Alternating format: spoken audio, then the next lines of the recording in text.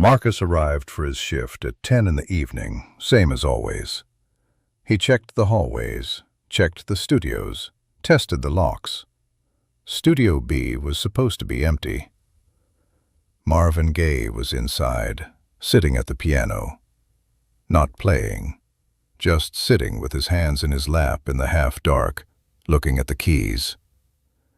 The only light in the room was the amber standby indicator on the tape machine, blinking slowly, keeping time for no one. Marcus stood in the doorway for a moment. Then he went back to his desk, made the notation in the log, Studio B, occupied, and put a pot of coffee on. He had worked this job for 3 years. He knew what it meant when an artist was in a studio alone at night, with no engineer, no sessions scheduled, no one else in the building. It meant the regular hours had run out on whatever they needed to do. Marcus James had come to Detroit from Mississippi in 1952, part of the second wave of the Great Migration, men and women who had left the Delta for the auto plants and the promise of wages that the South refused to pay. He had worked at Ford for 11 years before a back injury ended that. A neighbor who had a connection in building maintenance had gotten him the overnight position at Hitsville U.S.A. in 1967. He was 51 years old in the fall of 1970. His wife worked mornings at a school cafeteria. They had arranged their lives around opposite shifts for so long that the overlap had become the thing they treasured most, the 2 hours in the early afternoon when they occupied the same kitchen at the same time. He was good at his work.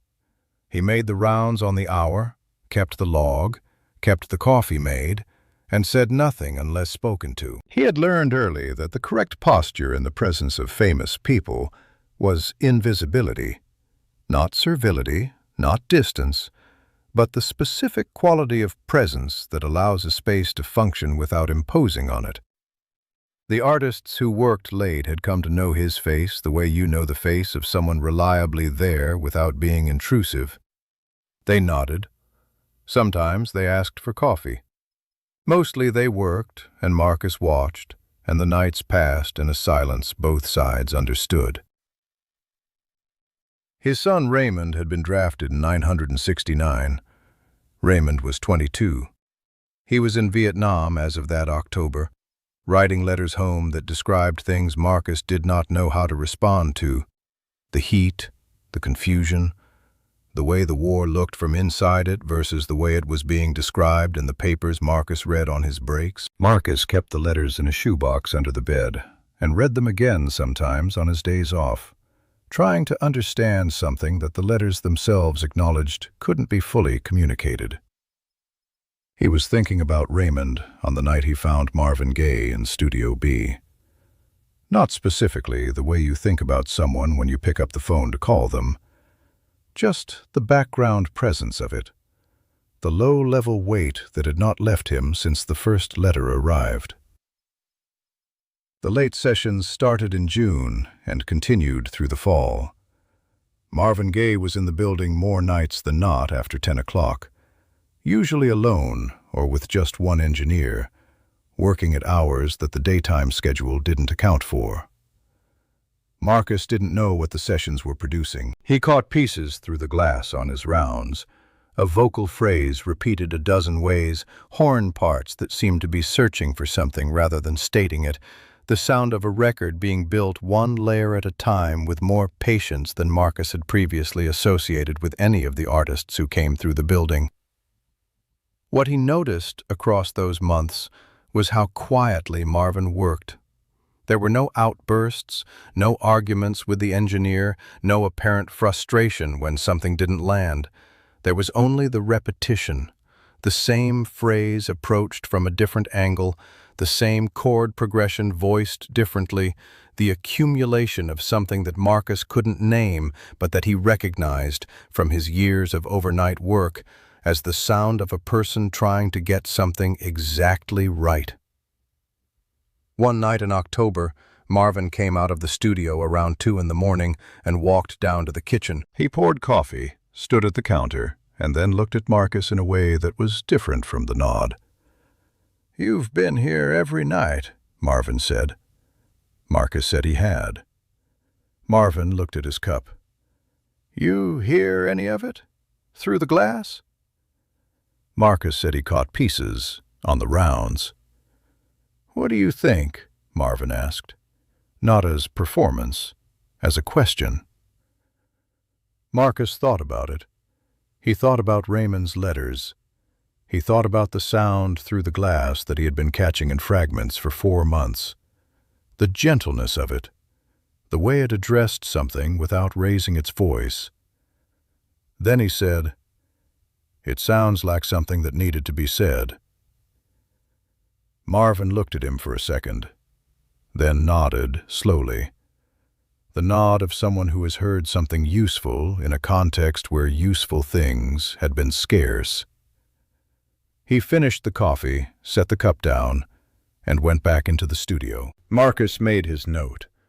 Studio B, 2:14 a.m., artist in session, and went back to his rounds. He did not see Marvin again that night. He did not know what the record would become. He suspected the exchange had meant nothing to Marvin in any lasting way. A watchman's opinion was not what determined whether a record was finished or what it would do in the world. But Marcus remembered it.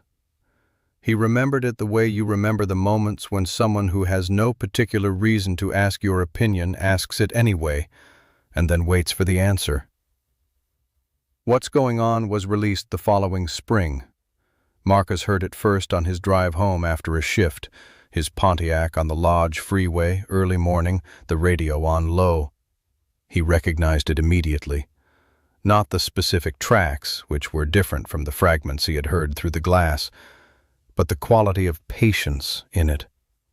The way it sounded like it had taken its time. He pulled into his driveway and sat in the car after the engine was off. His wife would be awake soon, starting the coffee, getting ready for the morning shift. He had maybe 20 minutes before the house came to life. He sat in the Pontiac and listened to the song finish, and then sat in the quiet for a minute after. He had been right about one thing. It was something that needed to be said. And it had been said, over all those nights in Studio B, in a voice that Marcus, driving home from an overnight shift, a 51-year-old black man in Detroit in 1971, with a son in Vietnam and a shoebox of letters under the bed, understood without needing anyone to explain it. He bought a copy of the album at a store on Joy Road that afternoon. He played it in the apartment while his wife was at work and he was supposed to be sleeping. He never told anyone about the conversation in the kitchen. It didn't seem like his story to tell. It was something that had happened between two people at 2 in the morning, one of whom went on to make something the other recognized, when he finally heard all of it, as exactly what it was. Raymond came home in 1972. He was different in the ways that Marcus had feared he would be. They didn't talk about it directly for a long time. But Marcus played the album sometimes when Raymond was in the apartment, and Raymond would go quiet in a way that Marcus understood as recognition. Studio B, occupied. The standby light blinking in the half-dark. Marvin Gaye's hands resting on keys he wasn't playing yet. Marcus made the note, made the coffee, kept the hours that no one else was keeping. Some nights that's enough. Some nights it's everything.